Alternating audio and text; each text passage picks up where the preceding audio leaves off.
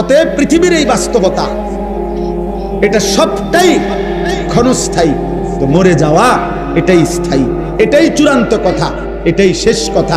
হাসলেও চলে যাবেন, কাঁদলেও চলে যাবেন। সুখের রাত্রিও ভোর হয়, দুঃখের রাত্রিও ভোর হয়। বাসর রাতও ভোর হয়, ফাঁসির রাতও ভোর হয়।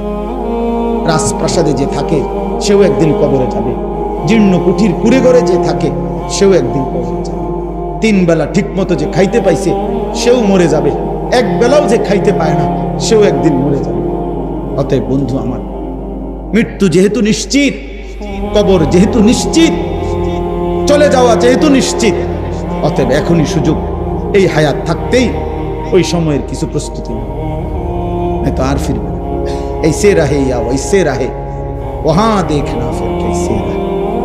বুজুর্গানে দিন বলে, এ আল্লাহর বান্দা, এভাবে কিংবা ওইভাবে, মানে সুখে কিংবা দুঃখে, হাসি কিংবা আনন্দে, কান্না কিংবা বেদনায়, দুনিয়া একভাবে না একভাবে পারতে হবে।